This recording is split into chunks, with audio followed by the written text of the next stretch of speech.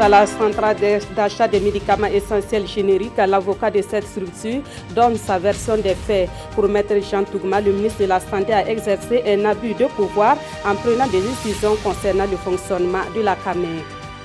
Des organisations de la société civile veulent pérenniser les actions politiques et le leadership de Thomas Sankara. Ce sera à travers un mémorial qui sera construit en hommage au père de la Révolution d'août 1983. Les initiateurs en ont parlé à la presse hier jeudi.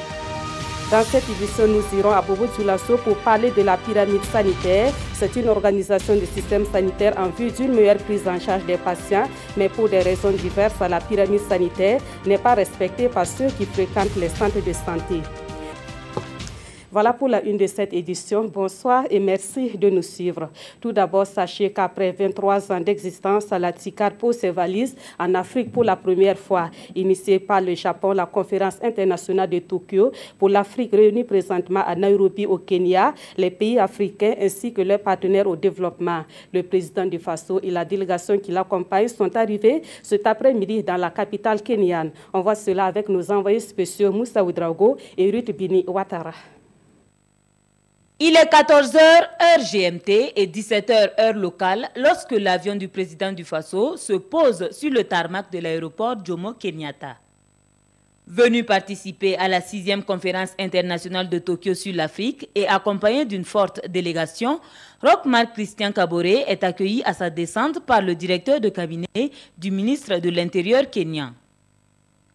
Après la signature du livre d'or, le cortège va s'acheminer vers le lieu de résidence. La TICAD se veut un processus par lequel l'Afrique trace elle-même les sillons de son développement à travers un double principe d'appropriation et de partenariat. Loin de se focaliser uniquement sur les questions économiques, la pauvreté ou encore les conflits sont des sujets qui seront débattus au cours de cette rencontre. Voilà, le Haut Commissariat des Nations Unies pour les réfugiés plaide pour que le Burkina Faso signe la Convention internationale sur l'apatridie. Une délégation de l'organisme onusien en a parlé ce matin au Premier ministre. Paul Kabatieba a également reçu des représentants des syndicats des travailleurs de l'éducation. Eux sont allés annoncer une bonne nouvelle, à savoir qu'ils ont trouvé un terrain d'entente avec leur ministère de tutelle. On fait le point avec Ibrahima Sombier et Zalissa Sanfo. Le Burkina Faso est une terre hospitalière pour les réfugiés. Foi du Haut Commissariat des Nations Unies pour les réfugiés. Et ici, la représentante résidente adjointe a traduit toute la reconnaissance de l'organisation au Premier ministre. Une occasion pour le HCR de plaider la cause de ceux qui n'ont pas de patrie. Le gouvernement a déjà ratifié la convention sur le statut de l'apatridie qui date de 1954. Et cela a été fait depuis 2012. Ce que nous voulons faire aujourd'hui, c'est aller au-delà de cela et signer une autre convention, celle de 1961, qui porte sur la réduction des cas d'apatridie. Entre le ministère de l'Éducation nationale et le FSINTER, la Fédération des syndicats nationaux des travailleurs de l'éducation et de la recherche, un terrain d'entente est désormais trouvé. Et le syndicat est venu rassurer le Premier ministre de la reprise du dialogue. Les choses ont évolué. Ce que nous cherchions à faire comprendre à Monsieur le ministre depuis le mois de mai a été compris maintenant, à savoir que l'administration a fait des erreurs importantes dans la gestion d'affectation-nomination. Et sur la question des 500 000 francs que le syndicat a reçus de la part de son ministère de tutelle, le syndicat ne veut pas faire de commentaires. Mais il rassure tout de même que la somme est insuffisante pour que les uns et les autres parlent de corruption. Et peut-être qu'un terrain d'entente sera également trouvé entre les travailleurs de l'information et leur ministère de tutelle. Le ministre de la Communication a rencontré ce matin les responsables des médias publics et certains partenaires sociaux de son département. Les échanges ont porté sur les préoccupations des travailleurs des médias publics, notamment celles relatives aux frais de production. La question fait partie d'ailleurs de la plateforme revendicative destinatique, le syndicat autonome des travailleurs de l'information et de la culture. Le point des échanges avec Issaka Fando et Monkuna Dabiri. Une rencontre pour trouver une solution pérenne à la question des frais de production dans les médias publics. Autour de la table, le ministre Rémy Dandjinou, les responsables des médias et des partenaires sociaux du ministère de la Communication. Nous avons, en tant que journalistes dans les médias de service public, des attributions dans la collecte, dans le traitement et la diffusion de l'information. Mais ensuite, il y a des travaux de conception intellectuelle, d'engagement sur le temps et sur la durée, qui sont un peu plus que le travail ordinaire. Et il nous faut voir dans quelle mesure, à travers des genres journalistiques précis, à travers les déploiements pour les directs et pour les enregistrements, à travers également la création des œuvres de fiction. Nous pouvons donc arriver à rétribuer l'effort intellectuel qui est produit par les acteurs. Et ça touche la radio, ça touche la télé, ça touche aussi la presse écrite. De cette rencontre résulteront des propositions qui feront l'objet d'un projet de décret qui sera introduit en Conseil des ministres. Mais avant, à ces propositions s'ajouteront celles des responsables du Synatic absents à cette rencontre. Une absence liée à une question de calendrier, selon Rémy Dandjinou. Le ministre promet de les rencontrer le lundi prochain pour discuter aussi de leurs plateformes revendicatives. Je pense qu'il y a des problèmes, c'est vrai, mais nous apportons ici un certain nombre de réponses. Peut-être que le rythme de nos réponses ne satisfait pas les travailleurs, ce qui est d'ailleurs juste.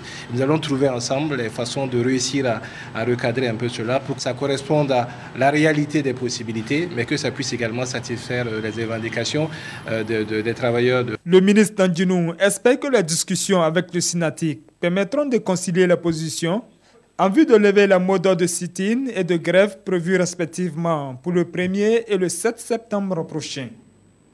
Autre point de l'actualité, l'avocat de la centrale d'achat des médicaments essentiels génériques donne sa version des faits sur la crise qui prévaut dans cette structure.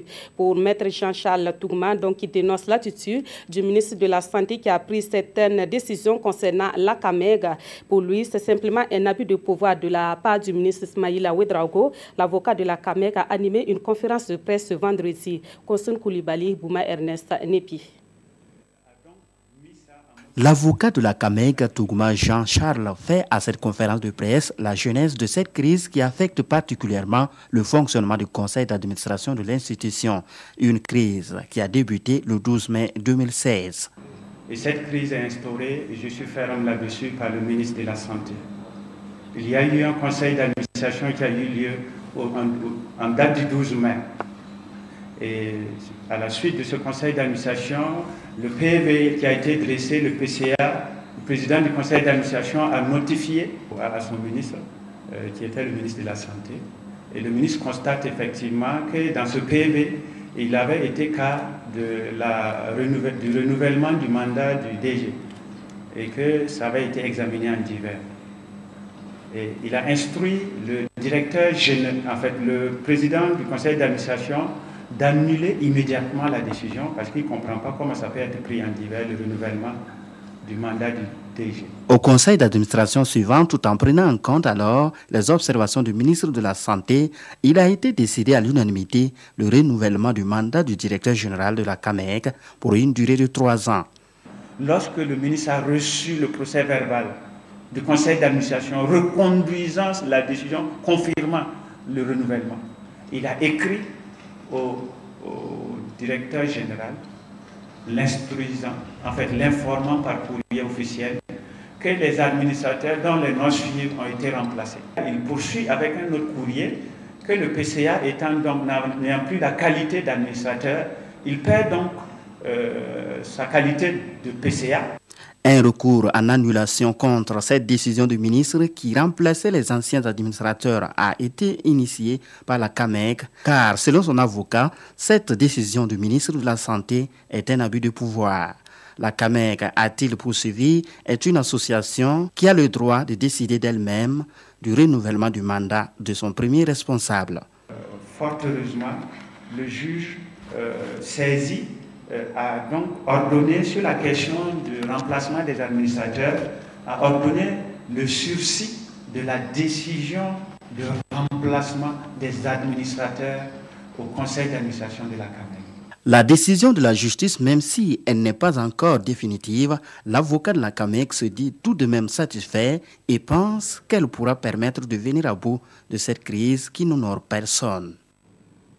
Un hommage de plus au président Thomas Sankara, père de la révolution d'août 1983 au Burkina Faso. Cette fois-ci, c'est un mémorial qui sera construit en sa mémoire. L'initiative est d'un groupe d'organisations de la société civile. Ces OSC ont rencontré la presse hier pour présenter leur projet. Des précisions avec Salifou Belem et Monkouna Dabiri.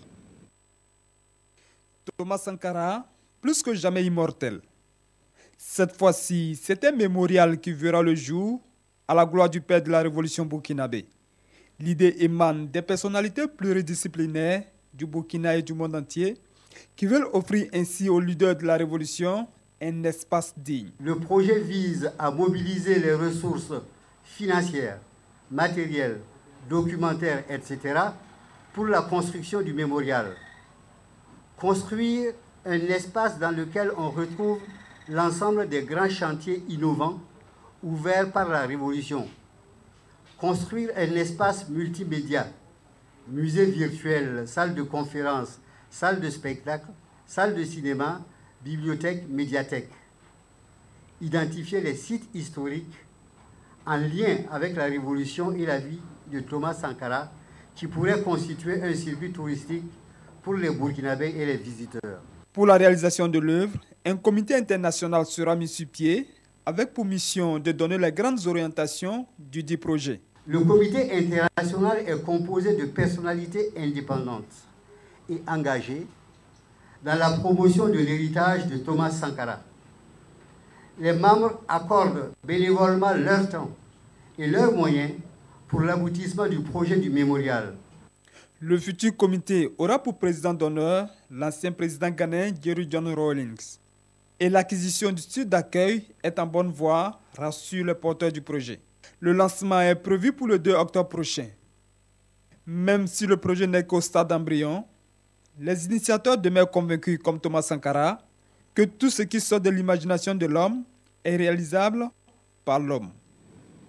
Des sociétés de transit dans le collimateur de la justice burkinabé. Elles sont soupçonnées d'avoir utilisé de manière frauduleuse l'identifiant financier unique d'une autre société pour des opérations douanières. À l'heure actuelle, les investigations ont permis de mettre la main sur 4 personnes. Les juridictions chargées de l'enquête comptent aller jusqu'au bout et mettre aux arrêts toutes les personnes impliquées dans cette fraude. On en sait davantage avec Ibrahima Stombier et Abdelaziz Yagibou. Le mécanisme de la fraude était bien huilé et porte sur l'importation de marchandises. Sur la période 2013-2016, des transitaires supposés auraient utilisé frauduleusement le numéro IFU, identifiant financier unique d'une société de transport de la place, pour des opérations de dédouanement au profit de leurs clients. Conséquence, en 3 ans, les faussaires présumés ont mis au compte de la dite société de transport des charges fiscales estimées à près de 300 millions de francs CFA. Mais la manœuvre frauduleuse a été découverte grâce aux investigations de la brigade de contrôle fiscal de la Direction générale des impôts. Les informations douanières indiquaient que la société de transport en question a importé courant 2013-2014 environ 3,181 milliards de marchandises. Le contribuable en question ne s'est pas du tout reconnu dans ces opérations d'importation. Lui, il fait transport d'hydrocarbures. Comment se fait-il qu'il y ait des opérations d'importation de tracteurs, de véhicules, d'engins motocyclettes et d'articles divers en son nom? D'investigation en investigation, on s'est rendu compte qu'en réalité, ce sont des agents de sociétés de transit qui se sont mis à utiliser son numéro IFU pour certainement effectuer les importations des marchandises en question. 4 personnes mises en cause dans cette affaire sont présentement en détention à la maison d'arrêt et de correction de Ouagadougou en attente de jugement. Nous avions constaté que d'autres sociétés de transit et d'autres transitaires ont utilisé les mêmes numéros IFI. Et le parquet a demandé une enquête complémentaire à la gendarmerie et je pense que cette enquête sera bientôt close et au moins 3 personnes seront encore déférées au niveau du parquet. Si les preuves de leur culpabilité sont établies, les fautifs seront châtiés à la hauteur de leur forfait. Le fait pour une personne d'utiliser les numéros IFI appartenant à autrui pour faire des opérations à l'importation pour son compte ou pour le compte d'autrui est répréhensible. Les peines prévues en la matière vont de 500 000, d'une amende de 500 000 à 5 millions de francs CFA et d'une peine d'emprisonnement de 6 mois à 2 ans ou l'une de ces 2 peines seulement. Toutes sortes de mécanismes frauduleux sont développés par des personnes délicates pour se soustraire des obligations fiscales, selon le directeur du contrôle fiscal. Tout en les mettant en garde, il appelle les acteurs économiques et les contribuables honnêtes à rester vigilants.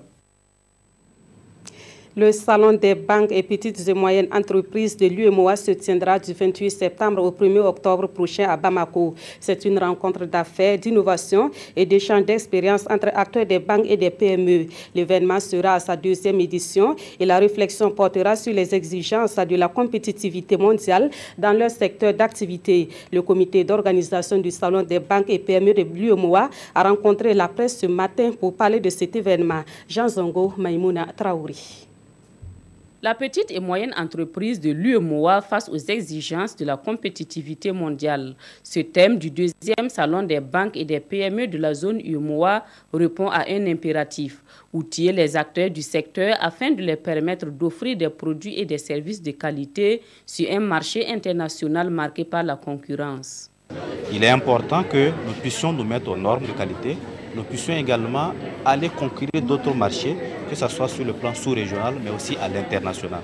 Et pour ça, nous devons nous mettre à niveau, connaître les dispositifs nouveaux qui existent dans notre espace UEMOA, connaître quels sont les mécanismes pour accéder à ces dispositifs. Le salon est donc une tribune d'échange entre PME et partenaires et surtout un espace de partage des meilleures pratiques. 50 000 vous permet de prendre part à la conférence inaugurale, aux 15 panels et ateliers, aux 2 formations de haut niveau qui sont prévues et de pouvoir aussi prendre des rendez-vous en B2B. Il y a des opportunités d'exposition pour présenter le savoir-faire des PME. Sont attendus à Bamako 3000 visiteurs, 300 exposants et 150 experts des pays membres de l'UEMOA et de pays invités, notamment le Congo, la Guinée-Conakry, la Centrafrique, la France, le Tchad, le Maroc et les États-Unis.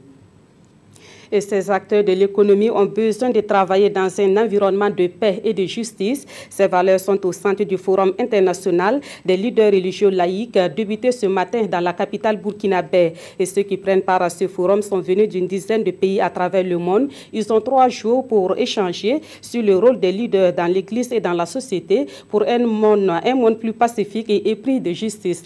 Le reportage de Jean Zongo et Nyarkiteda. Ouagadougou, le berceau de réflexion de plusieurs milliers de leaders laïcs. Ils proviennent de 11 pays de 3 continents, l'Amérique, l'Europe et l'Afrique. 8e rencontre du genre et la 2e que le Burkina Faso abrite, ce forum donne l'occasion aux leaders laïcs de louer et d'adorer Dieu, mais également recevoir des enseignements afin d'intercéder auprès du Seigneur pour avoir les bénédictions et la puissance nécessaire pour sortir leur peuple de la servitude. C'est rendre ce monde plus beau, un monde plus digne de Dieu, plus digne des hommes. Voilà, un monde de réconciliation, de justice et de paix. Ce sont des objectifs majeurs, des défis majeurs auxquels les laïcs sont de plus en plus conscients et c'est eux seuls qui peuvent contribuer à changer fondamentalement nos sociétés pour un vivre ensemble beaucoup plus beau. Pour relever ce noble défi, d'éminents prédicateurs issus des 4 coins du monde ont été sollicités pour des enseignements sur des stratégies à même de libérer le monde des différentes crises et l'Afrique de la pauvreté et la faim. Nous allons prier pour que l'homme aujourd'hui se remette debout, pour que l'Afrique se remette debout. Notre monde a besoin de relèvement, notre monde a besoin de redressement, notre monde a besoin de révolution, mais une révolution chrétienne. Il faut le faire, a beaucoup insisté le cardinal Philippe Ouedraogo au cours de la messe inaugurale du forum. Il avait à ses côtés des prêtres venus d'horizons divers. Preuve, selon le père de l'église famille du Burkina, que la rencontre va contribuer à renforcer l'union, les liens de communion entre les chrétiens, mais aussi entre les nations. Autre point de l'actualité, et nous mettons le cap sur Bobo Dioulasso. Le ministre de l'Habitat et de l'Urbanisme était ce matin sur les zones inondables de cette ville. Une visite pour comprendre les raisons des inondations constatées ces derniers temps dans la ville de Sia. Et pour Gustave Dieudonné Bonannée, ces inondations, à défaut d'être évitées, peuvent être amoindries. Pour cela, il a annoncé des dispositions dans les jours à venir. Des précisions avec Betty Nawon et Karim Sissé. Les secteurs 17, 21 et 22 de Bobo Dioulasso sont des zones tristement célèbres à cause des multiples inondations. Cette voie du quartier Sarfalao, par exemple, n'a jamais été praticable depuis son aménagement en 1985. Aux alentours du CSPS du dit quartier, certains habitants ont déménagé. D'autres ont toujours du mal à mettre en valeur leurs parcelles. Nous, on ne peut pas construire à cause de l'eau. Mais si moi je mets la construction ici, je vais arriver à dépenser combien pour construire ça? L'eau va venir tomber un jour pour tuer les gens qui vont dormir là-bas. À Sakabi, une bonne partie de la route qui mène à Dédougou est ensablée. Selon le service technique, ce quartier n'a jamais bénéficié d'un réseau d'assainissement. Conséquence, à chaque pluie, elle est sous les eaux. Cette pluie ici, là, vraiment, personne ne peut pas traverser. Hier même, j'avais 2 personnes qui sont arrivées même pour traverser même tous les problèmes. Dans la zone du secteur 22, c'est le calvaire malgré ce canal aménagé par un promoteur privé. Pour le ministre de l'Urbanisme et de l'Habitat, des mesures idoines seront prises pour rectifier le tir. C'est vrai, il y a pu y avoir des erreurs dans la conception, dans l'étude de certains ouvrages. Nous allons donner des instructions pour qu'un contrôle des études qui ont été faites soit réalisé. C'est que les inondations, c'est des phénomènes naturels, mais nous devons tout mettre en œuvre pour amoindrir les conséquences de ces inondations. Des mesures dont la mise en œuvre permettra sans doute de pallier la situation. Je pense que ça ne sera pas une visite comme les autres. Et ça ne sera pas une visite comme les autres. Pourquoi? Parce qu'on espère que d'ici l'hivernage à venir, alors une solution rapide en tout cas sera trouvée pour qu'on puisse soulager nos populations. Le ministre Gustave Dieudonné Bonannée a aussi lancé un appel aux populations de la commune de Bobo Dioulasso afin qu'elles se mobilisent pour des séances de curage des différents caniveaux.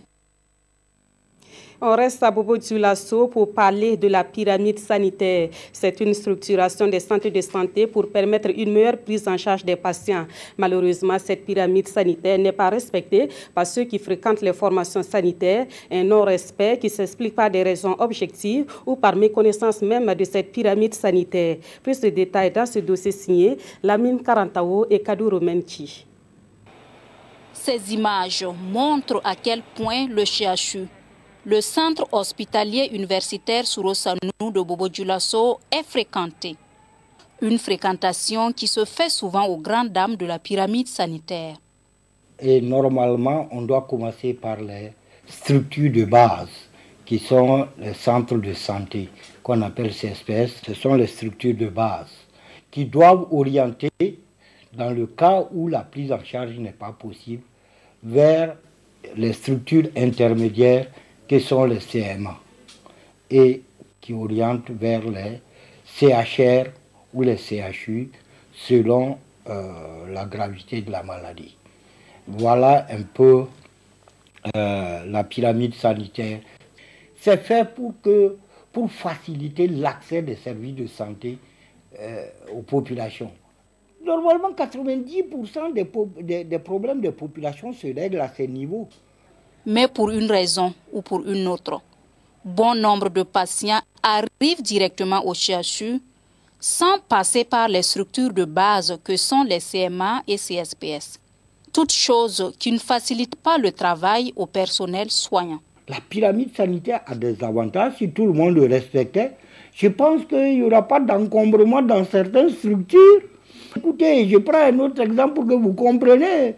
Il y a des égratignures avec des petits bobos en chirurgie, par exemple. Où on peut soigner ces petits bobos avec les égratignures dans les CSPS, dans les CMA. On peut faire des sutures. Ça leur permet de libérer le chirurgien pour qu'il fasse les grosses interventions. Parce qu'il y a un moment donné, on disait, bon, s'il n'est pas passé par un CSPS, allez, il faut le renvoyer. Mais ça retarde la prise en charge de la personne. Est-ce que vous voyez? Surtout quand c'est des enfants qui n'ont pas demandé, qui n'ont pas décidé. Et c'est pour ces raisons que d'ailleurs, nous ne faisons pas le choix. Est-ce que vous voyez? Donc la pyramide sanitaire a ses objectifs qui sont très nobles, mais les reproduire sur le terrain, souvent très compliqué. Pour les autorités, respecter la pyramide sanitaire, c'est aussi faire preuve de civisme. Un civisme qui a pour corollaire une prise en charge efficiente des patients. Une affaire d'attribution illégale de parcelles à Kaya et l'affaire Ousmane Guiro qui refait surface. Voici des sujets qui ont alimenté certains quotidiens de ce vendredi. D'autres parutions reviennent sur la conférence de presse de la coalition ZEF 2015. La revue de presse, c'est avec Abdoul Rasmane et Zongo. Altercation entre gendarmes et policiers ou policiers et gendarmes en circulation routière. L'Obs fait son mea culpa en ces termes, lisez-en vous-même. Le gendarme n'aurait pas giflé le policier. La coalition ZEF 2015, nous parlons politique, elle est très remontée contre le pouvoir en place, qualifié de pouvoir à plusieurs têtes. Ce regroupement de partis politiques en faveur de la candidature de Zéphirin Diabré au scrutin présidentiel passé a fait des reproches aux autorités en place et qui ont valu à notre confrère de l'Observateur le titre d'accablante radioscopie d'un pouvoir à trois têtes. Une radioscopie pourrait également être sollicitée à Kaya, où le quotidien d'État citoyen s'interroge de la sorte. Le 11 décembre prochain est-il menacé? Car à moins de 4 mois de la célébration de la fête nationale, l'affaire dite des parcelles de Dondolé empoisonne l'atmosphère. Dondolé est un des villages de Kaya, où des parcelles dégagées pour le 11 décembre ont été illicitement attribuées à des inconnus. Et la population est partagée. De nouveau dans le box des accusés, nous sommes dans le milieu judiciaire. Affaire Guiro, verdict annulé, souligne les éditions Le Pays. L'ex-DG de la douane sera rejugé, titre Aujourd'hui au Faso. Guiro, en effet, selon notre confrère du journal Aujourd'hui au Faso, avait occupé d'une sanction de 2 ans de prison avec sursis et une amende de 10 millions de nos francs. Un verdict jugé insuffisant par le procureur près la cour d'appel de Ouagadougou. Il fait appel, obtient gain de cause et au finish, un second procès se profile à l'horizon. Et c'est la fin de cette édition. Merci de l'avoir suivi. Agréable soirée en compagnie de la RTV.